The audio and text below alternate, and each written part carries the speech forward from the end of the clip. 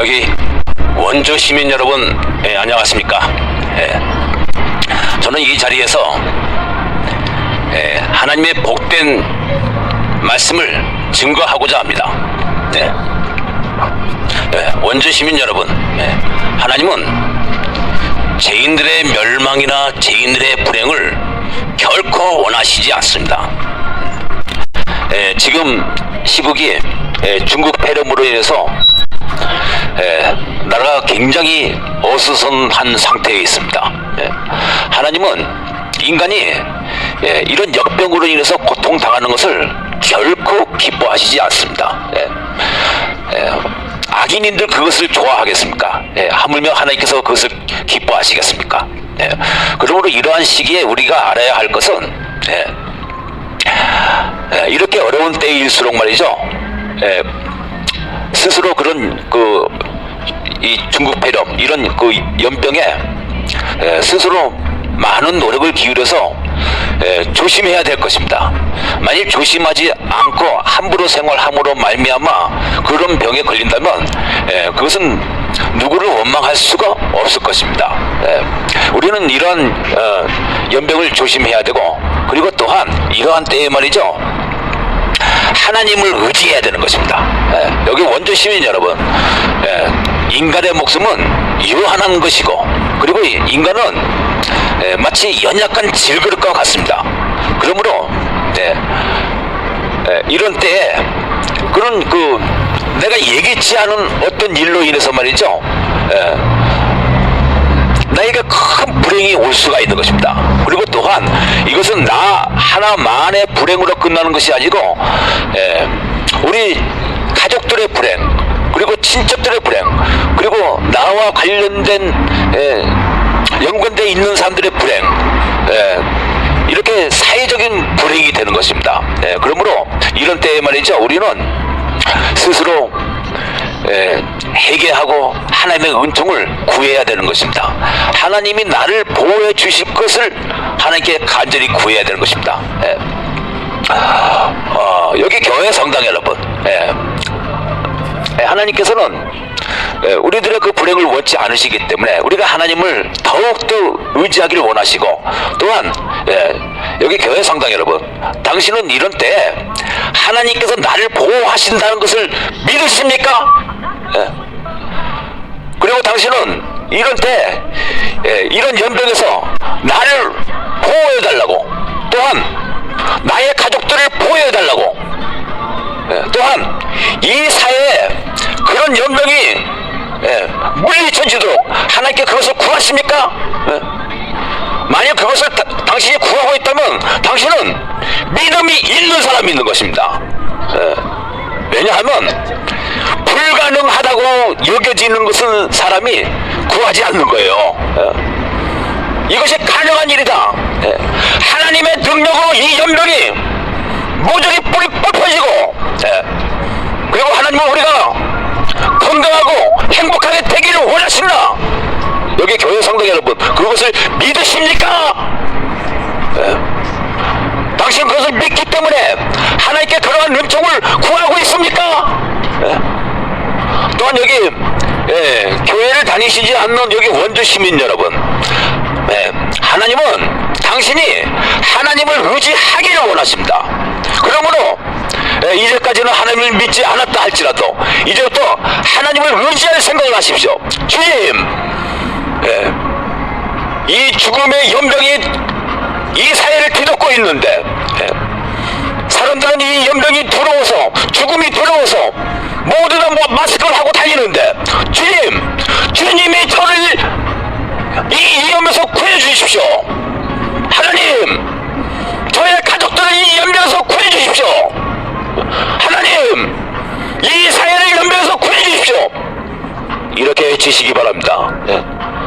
당신 한 사람을 위해서 구하라는 것이 아니고, 당신의 가족들을 위해서, 또 이 사회를 위해서 하나님께 구하라는 것입니다.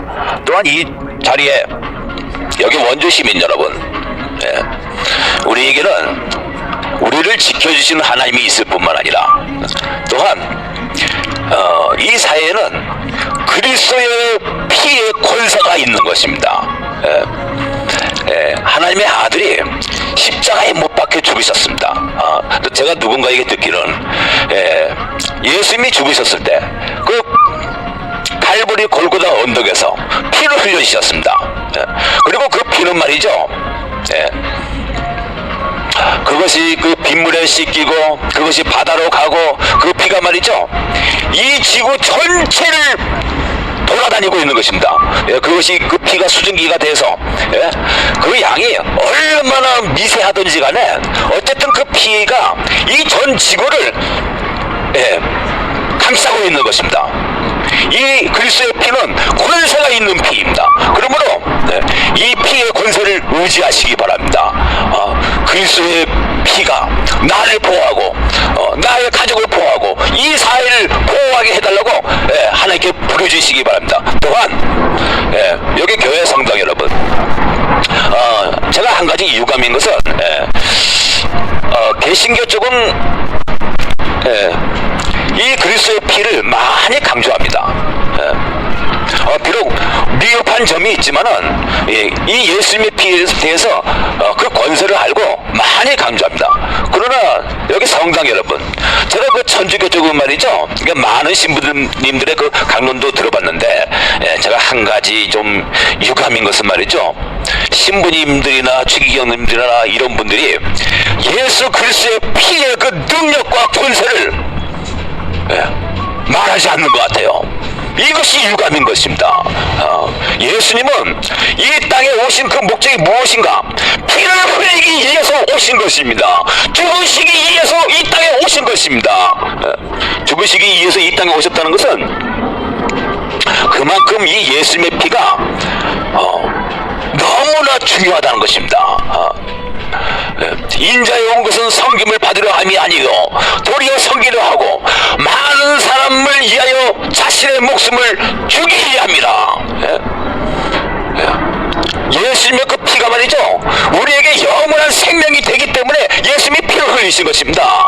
그렇기 때문에 우리는요, 자나깨나 앉아서나 이 예수님의 그 십자가의 피를, 그 피의 의미를 연구하고 고민하고 그것을 묵상하고 그리고 그 피를 나의 생활에 적용하고 나의 그 육체의 건강에 적용하고 그렇게 되기를 바라겠습니다. 예수님이 갈보리 골고다 언덕에서 죽으셨는데 예수님이 로마 군사들이 십자가에 못 박힌 그 세 사람을 보러 왔을 때 두 사람은 그들의 그 다리를 꺾어서 로마 군사들이 그들의 죽음을 재촉했습니다. 다리를 꺾는다는 것은 무릎을 쳐서 부셔뜨린다는 것입니다. 그러면 더 이상 숨을 쉴 수가 없기 때문에 그들은 질식사를 하게 되는 것입니다. 그러나 예수님께 와서는 말이죠, 예수님은 이미 죽으셨습니다. 예수님께서 이미 죽으셨기 때문에 로마 군사들은 이 예수님의 그 무릎을 꺾지 다리를 꺾지 않으시고 단지 예수님의 죽음을 확인하셨습니다. 그래서 잘 훈련된 그 로마 군사들은 말이죠, 어떤 각도로 그 옆구리를 찌르면 그 창이 예수님의 그 사람의 그 심장에 닿는지 그 각도를 잘 알았기 때문에 그들은 단 한 번의 창으로 말이죠, 그 심장을 찌를 수가 있었습니다. 그때 예수님의 심장을 찔렀을 때 성경은 증거하기를 피와 물이 나오더라. 피와 물이 나왔습니다. 피와 물이 나왔다는 것은 이미 예수님이 그 어떤 그 십자가의 고통 때문에 죽었다든지 혹은 십자가에서 질식사했다는 것이 아닙니다. 의사들은 말을 하기를 예수님은 심장 파열로 인해서 죽었다고 말합니다. 심장은 심실이 있고 심낭이 있는데 예수님의 그 심장이 터져버린 거예요.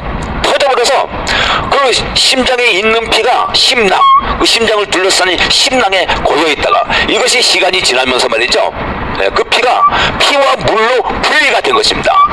그렇기 때문에 예수님이 이미 오래전에 로마 군사들이 오기 전에 예수님이 한참 전에 죽으셨던 것입니다.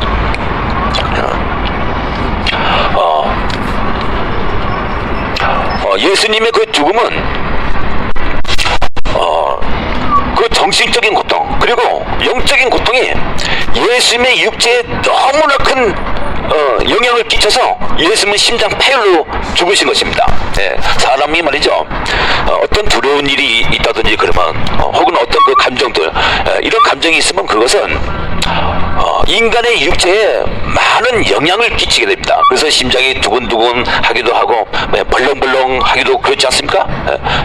어떤 사람은요, 어떤 말이나 어떤 사건을 보고서 말이죠, 기절까지 합니다. 제가 그런 이야기를 들었어요. 제가 잘 아는 어떤 지인 말씀하시기를, 부부간에 그 말다툼을 하는데 말이죠, 남편이 무슨 말을 했는데 그 부인이 얼마나 충격을 받았는지, 자기 생각에는 그렇게 뭐 심한 말도 아닌데 너무 큰 충격을 받아서 그 자리에서 까무러치더랍니다. 이렇게 인간의 그 혼적인 고통, 영적인 고통, 어떤 고민, 고뇌 이런 것은 말이죠, 인간의 마음에, 인간의 육체에 큰 영향을 끼쳐서 어떤 사람은 말이죠, 심지어 심장 마비를 일으키기도 하는 것입니다.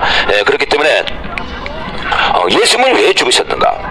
죄인들에 대한 그 연민과 그리고 인간의 죄에 대한 그 말할 수 없는 예수님의 그 고뇌, 그것 때문에 말이죠, 심장이 터져버린 것입니다. 그 이외에도 다른 여러 가지 어떤 요인이 있을 것입니다. 아마도 그 하나님 아버지의 그 애면하심, 그것도 한 영향이 될 수 있습니다. 그러나 우리가 생각할 때 예수님, 어쨌든 그 예수님의 그 십자가 이에서의 그 큰 고통과 심적인 고통과 그 죄인들에 대한 고뇌 때문에 예수님은 심장이 터져서 죽어버렸던 것입니다. 제가 저희 아이들이 어렸을 때 한 번은 차를 타고 가는데 차 뒤에서 저희 아이 둘이서 다투는 거예요. 그런데 그 다툼이 말이죠, 제 마음을 얼마나 괴롭게 하는지 마치 죽어버릴 것 같은 그런 느낌을 받았습니다. 너무너무 괴로워서 말이죠, 죽고 싶기도 하고 또 죽을 것 같은 제가 그런 느낌을 받았습니다. 이와 같이 말이죠, 인간의 죄는 말이죠, 하나님에게, 예수님에게 말할 수 없는 큰 고통과 데미지를 주는 것입니다. 제가 36살 때였습니다. 저하고 저희 집사람하고 제가 좀 부끄러운 고백을 하겠습니다. 집에서 약간의 말다툼을 했습니다. 그래서 저는 더 이상 확정이 되는 것을 면하기 위해서 조용히 그 자리를 떠나서 말이죠, 교회에 가서 하나님께 기도를 함으로 하나님께 하소연 좀 해야 되겠다, 그런 심정으로 떠났습니다. 제가 후에 생각을 해보니까 나는 저에게 그렇게 화를 내는 그 부인이, 저희 집사람이 부당하다고 생각했는데 후에 생각해보니까 제가 인간관계에서 배려가 부족하고 또 어떤 영역이나 어떤 감각적인 면에서 굉장히 둔감하기 때문에, 그런데 여자들은 상당히 예민하게 반응하지 않습니까? 그래서 저희 집사람이 너무 민감하게 반응한다, 그런 생각으로 좀 억울한다는 그런 생각을 가지고 제가 교회를 갔습니다. 그리고 하나님께 기도를 하고 기도를 하다가 깜빡 잠이 들었어요. 잠이 들었는데 말이죠, 제가 그날 그 꿈을 꿨습니다. 꿈을 꿨는데 제가 예수님을 봤어요. 예수님을 보기 전에 저와 저희 집사람이 말다툼을 하는 그런 모습을 보여주셨습니다. 그리고서는 저희 집사람이 저에게 대들기를, 나보고 죽여보라고, 자기를 죽여보라고 고래고래 소리를 지르는 거예요. 그래서 저도 그 감정이 격앙된 나머지 말이죠, 꿈에서 야구 방망이로 저희 집사람의 머리를 내려치는 거였어요. 그런데 제가 그 야구 방망이로 내려치는데 저희 집사람이 순간적으로 사라져버리고 말이죠, 그 자리에 예수님이 서 있었습니다. 그런데 그 예수님이 어떤 예수님이었냐면 말이죠, 약 한 20세 전후에 그런 제가 그때 그 탁 한순간에 알아차린 것은 뭐냐면요, 이 예수님은 이 지구에 오시기 전에, 그 성육신 하시기 전에 예수님이었습니다. 그 예수님을 야곱 방망이로 살해하는 그런 꿈을 제가 꿨습니다. 제가 그래서 그 꿈을 꾸고 나서 말이죠, 제가 그런 교훈을 받았습니다. 형제를 미워하는 자는 마음에 이미 살인하였다. 예수님이 그렇게 말씀하셨습니다. 그리고 그 형제를 미워하는 것은 그 형제를 살해하는 것일 뿐만 아니라 하나님을 살해하는 것입니다. 그러므로 여기 원주 시민 여러분, 여기 교회 상당 여러분, 만약 당신이 그 누군가를 미워하면 말이죠, 그것은 당신이 그 형제를 살해하는 것이고, 그것은 예수님을 살해하는 것입니다. 다시 말해서 하나님을 죽이는 것입니다. 하나님은 그러한 사람을 하나님을 살인하는 살인자로 여기시는 것입니다. 하나님은 예수님은 왜 죽으셨는가? 예수님이 죽으신 그 이유는 말이죠, 이유 중에 하나는 신성 불가침한 하나님의 그 통치의 원칙을 강조하고 하나님의 법의 순종을 강요하고 유도하기 위해서 죽으셨습니다. 그리고 그 신성 불가침한 그 통치의 원칙을 위해서 하나님이 사용하시는 그 수단은 무엇인가? 그것은 하나님의 법입니다. 내 마음을 다하고 목숨을 다하여 주 너의 하나님을 사랑하라. 내 이웃을 내 몸처럼 사랑하라. 이 하나님의 법이 이 우주를 통치하시는 하나님의 그 통치 원칙이고, 그리고 그것은 하나님이 너무나 중요하게 여긴다는 것을 알게 하시기 위해서 하나님이 예수님을 십자가에 못 박으신 것입니다. 어떤 사람은 말이죠, 예수님이 십자가에 못 박혀 죽으실 때 하나님의 법은 폐기됐다고 말을 합니다. 그렇지 않습니다. 하나님의 법은요, 폐기될 수가 없는 것입니다. 왜냐하면 이 하나님의 법은요, 하나님의 영광이기 때문인 것입니다. 그렇기 때문에 예수님이 죽으심으로써 하나님이 증명하신 것은 무엇인가? 율법의 한획이 없어지는 것보다 천지가 없어지는 것이 더 쉬울 것이다. 하나님은 이와 같이 하나님의 법을 무한히 중요하게 여기신다. 이것을 증명하신 것입니다. 그렇기 때문에 죄를 짓는 죄인들은요, 이 하나님의 나라에, 이 천국에 들어갈 수가 없는 것입니다. 제가 서울 삼양동에서 자랐습니다. 서울 삼양동에서 자랐을 때 저희 동네에는 말이죠, 도벽의 습관이 있는 한 아이가 있었습니다. 아마도 국민학교 1학년이었을까 이제 그렇게 생각이 됩니다. 그런데 이 아이가 말이죠, 그 당시에는 그렇게 뭐 지금처럼 출입문이 삼엄하지 않고 허술을 했습니다. 그래서 어느 집이나 다 대문이 열려 있었어요. 그래서 아무 집 마당에 들어가서 애들이 놀기도 하고 그랬습니다. 근데 이 아이가 말이죠, 남의 집 마당에 가가지고 그 마당에 있는 것을 슬그머니 가져오는 거예요. 뭐 비누를 가져오기도 하고 성냥을 가져오기도 하고, 하여튼 뭐 이런 자질구레한 그런 물건들을 말이죠, 하나씩 슬그머니 들고 오는 것입니다. 그런데 그 아이 어머니가 제가 보니까 그것을 꾸짖지도 않고 웃는데 말이죠, 싫지 않은 표정이더라고요. 지금은 모든 물자가 다 풍요로운 세상이기 때문에 지금 그런 아이가 있다면 어떤 부모가 그것을 좋아하겠습니까? 그러나 그때는 굉장히 물자가 귀하던 시절이고, 그렇지만 자기 아이가 그렇게 남의 것을 가지고 오는데 그것을 꾸짖지 않고 말이죠, 그걸 좋아하는 거예요. 여기 원주 시민 여러분, 여기 교회 성당 여러분, 만약 하나님께서 인간을 다스리시는 그 원리가, 혹은 인간을 구원하시는 그 원리가 그러한 죄인을 천국에 보내준다 합시다. 그럼 하나님은요, 제가 조금 전에 말씀드렸던 그 어머니와 같은 분이 되는 것입니다. 우리가 이 세상에서 죄 가운데 살아가는데 이번에 말썽이 난 어떤 그 종파는 말이죠, 거짓말을 밥 먹듯이 하는 그런 종파입니다. 그런데 그들은요, 자기들이 천국에 간다고 생각해요. 자기들에게만 천국에 갈 수 있는 특권이 있다고 생각합니다. 만약 그렇다면 말이죠, 그런 하나님은 말이죠, 범죄 집단의 두목이 되는 것입니다. 자, 그런데 여기 교회 성당 여러분, 우리가 그런 착각을 할 수가 있는 것입니다. 예? 예. 교회나 성당 안에 있는 그 죄인들이 말이죠, 네, 사실은 죄 가운데 살아가고 있어요. 네. 그게 하는 모든 일이 하나님의 눈으로 관찰하실 때는 말이죠, 모든 일이 다 죄가 되는 것입니다. 이것은 무슨 말인가? 그가 외면적으로 어떤 선한 일을 한다 할지라도 그 행위가 말이죠, 자기의 유익을 염두에 두고서 그런 그 선행을 추진한다면 말이죠, 그것은 바로 죄가 되는 것입니다. 하나님 그런 것을 역겨워하시는 거예요. 그렇기 때문에 여기 원주 시민 여러분, 여기 교회 성당 여러분, 당신이 나름대로 선하게 살아가는데 그 선하게 살아가는 그 동기나 목적이 나를 위한 거예요.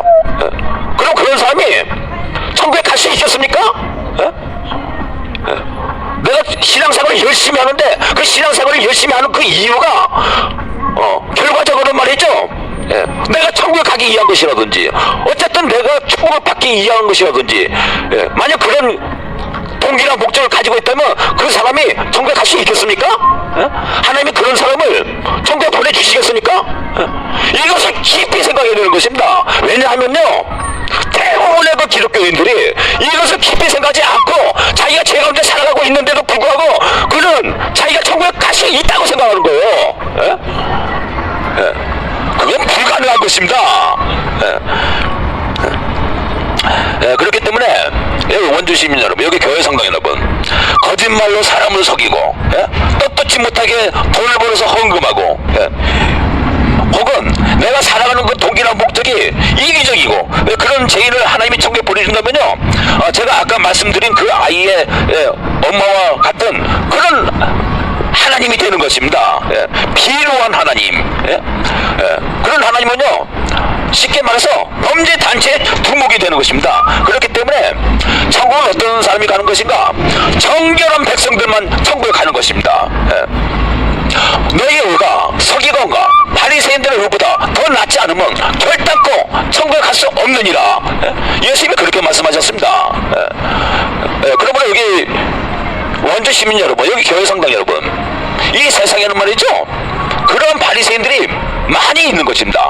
불교에도 바리새인이 있고 유교에도 바리새인이 있고 신을 부정하는 사람들 중에도 바리새인이 있고 공산주의자들도 바리새인인 것입니다.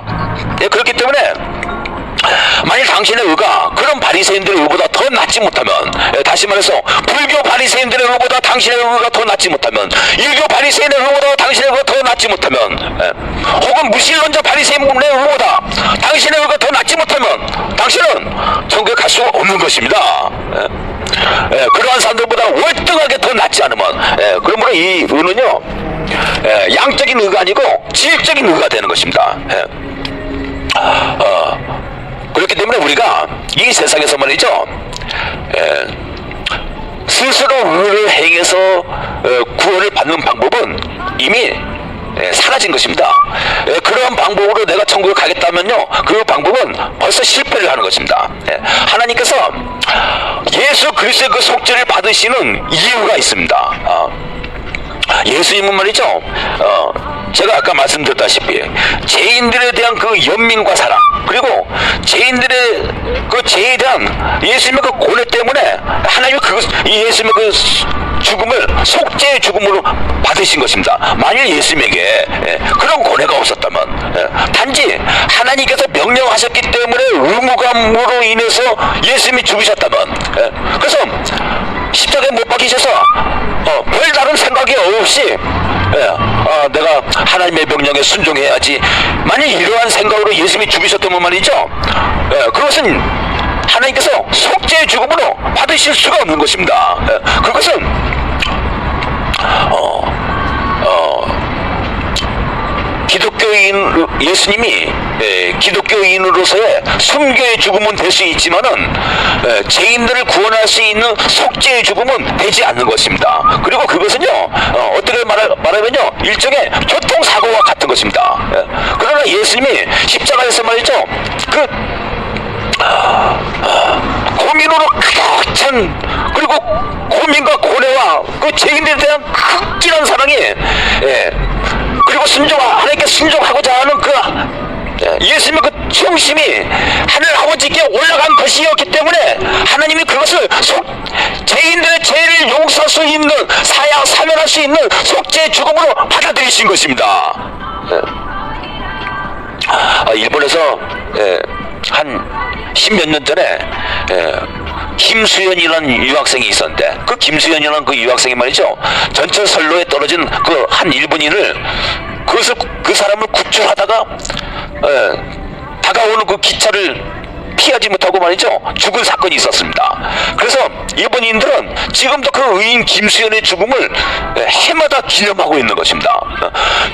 그 사람의 그 죽음이 고귀한 죽음이었기 때문에 그들은 그 김수현 씨의, 그 유학생 김수현 씨의 죽음을 해마다 기념을 하는 것입니다. 만약 김수현 씨가 그런 어떤 숭고한 생각이 없이 실수로 떨어져 죽었다면 그들이 그렇게 기념을 하겠습니까? 하나님이 예수님의 그 십자가의 죽음을 속죄로 받으시는 그 이유가, 예수님의 그 고난과 죽음이 말이죠, 죄인들에 대한 극진한 사랑과 고뇌 때문에, 그리고 하나님에 대한 그 목숨 다한, 온 마음 다한, 힘을 다한 그런 사랑이었기 때문에 하나님이 예수님의 이 죽음을 죄인들을 용서할 수 있는 그 속죄의 죽음으로 받아들이실 수가 있었던 것입니다. 또한 그 예수님의 그 고난과 죽음이 말이죠, 죄인들의 죄를 완강하게 반대하고, 그리고 죄인들에게 하나님의 법의 순종을 강요하고 유도하기 때문에 하나님이 죄인들을 용서할 수 있는 그런 그 속죄의 죽음으로 받으실 수가 있는 것입니다. 이 예수님의 그 십자가의 죽음 말이죠, 하나님의 통치를 확고히 지지하고, 그리고 그러한 강력한 효과가 있기 때문에 하나님이 이 예수님의 십자가의 죽음을 속죄로 받아들인 것입니다. 이 예수님의 죽음 말이죠, 하나님의 그 통치의 신선함을 보여주는 것입니다.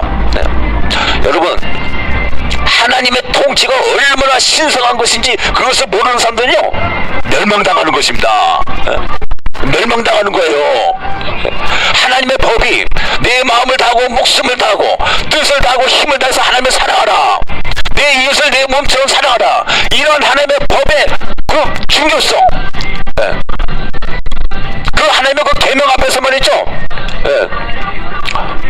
그것을 두려워하고 또한 그 사랑하는 마음이 없으면 말이죠, 그 사람은요 멸망당하는 것입니다.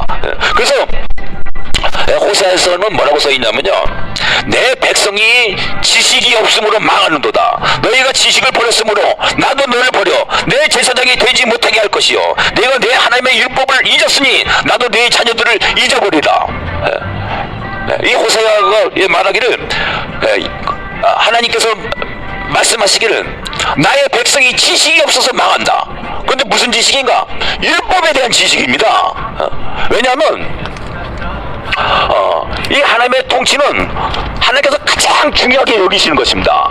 가장 중요하게 여기시는 이 하나님의 법을 말이죠, 백성들이 그 법의 중요성을 모르고 그것을 짓밟을 때 하나님은 그 백성들을요 용서하실 수가 없는 것입니다. 여기 원주 시민 여러분, 여기 교회 성당 여러분,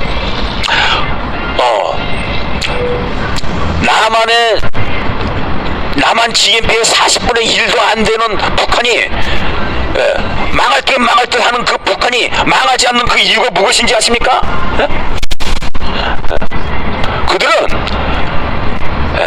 그들의 통치를 아주 신성한 것으로 여깁니다.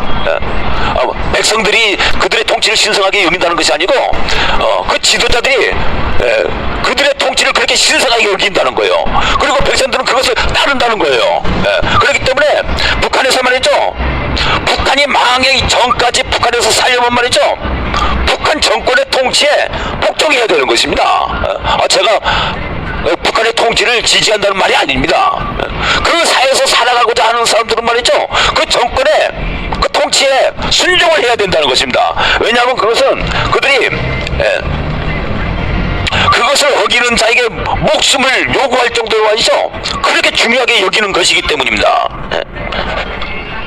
그렇기 때문에 하나님의 그 통치의 신성함을 알고 그 모든 죄를 버릴 생각을 하지 않으면요, 그는요,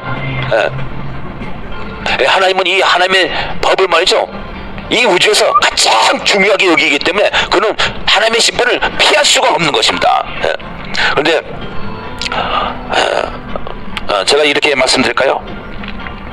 우리가 하나님의 법을 지켜서 영생을 얻을 수 있는 방법은 이제 없습니다.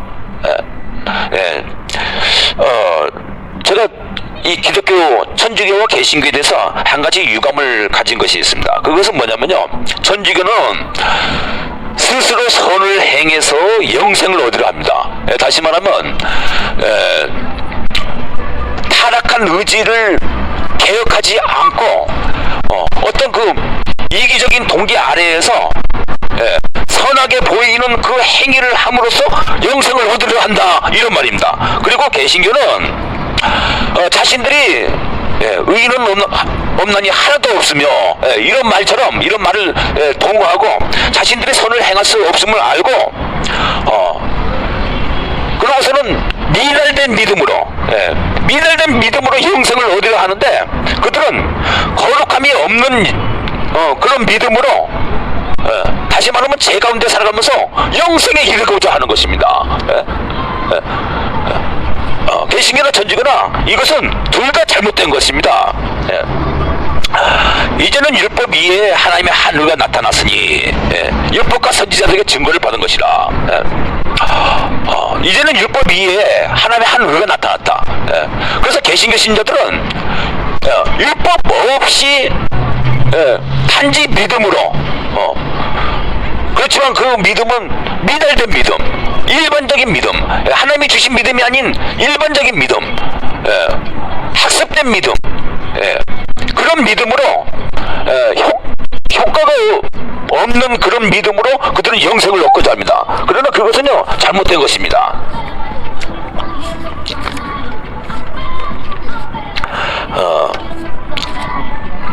우리는 어떻게 영생을 얻는 것인가? 우리는 예수 그리스도를 믿는 믿음인데, 그것은 하나님이 도와주심으로 말미암아 새 생명 가운데서 행하는 하나님의 계명을 순종할 수 있는 그런 효력이 있는 믿음을 통해서 우리는 구원을 받는 것입니다. 우리가 이 세상에서 내가 율법을 지켜서 구원을 받겠다, 영생을 얻겠다, 그 방법이 이미 사라진 거예요. 그렇기 때문에 영생을 얻고자 하시는 분들은 예수 그리스도의 그 피를 믿는 믿음을 통해서 구원을 받는 것입니다. 피를 믿는 믿음을 통해서 구원을 받는 거예요.